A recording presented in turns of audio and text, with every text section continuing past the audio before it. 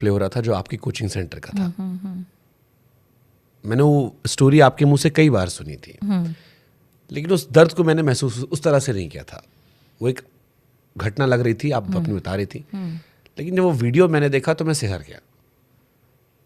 एक नई लड़की बाल पकड़ के घसीटती है, पैर से मारती है, जानवरों की तरह ट्रीटमेंट करती है।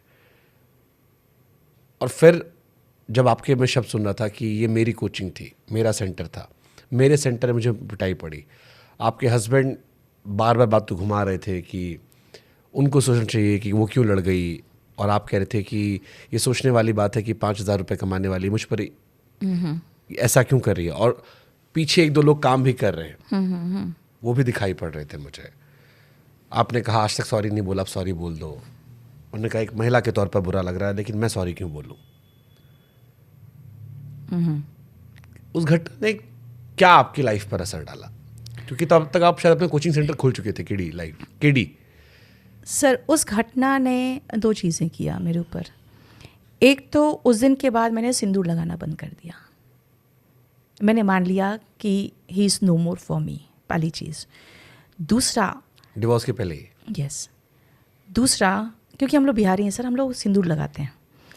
और दूसरा, जब उस बाउंसर ने मुझे लात मारा था, पता नहीं क्यों मेरे मुंह से उसी समय एक अजीब सी हाई निकली थी कि अब तो बर्बाद हो गया ये, अब ये नहीं रहेगा।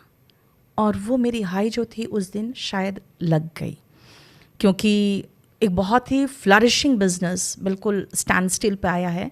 तो वो 2 चीज़ें उसके बाद मेरे लाइफ में हुई है कि फिर वापस पलट के नहीं देखना है।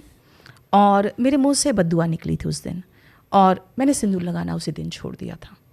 और आज तक मैं इस मंच से, यहाँ से एक चैलेंज करना चाहती हूँ सर।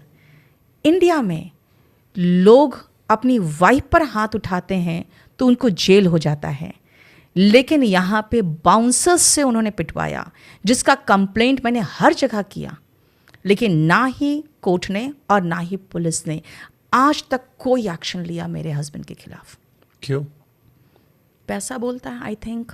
क्योंकि पैसा तो आपके पास भी आज है। उस समय तो मैंने सब कुछ छोड़ दिया था ना, छोड़ के निकली थी मैं।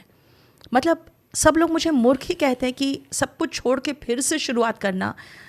आपका आत्मसम्मान भी होता है, और एक टाइम तक आप झेल चुके होते इतना ना कि लगता है भाई इससे अच्छा तो मैं मर जाऊं, लेकिन अब नहीं बर्दाश्त होगा।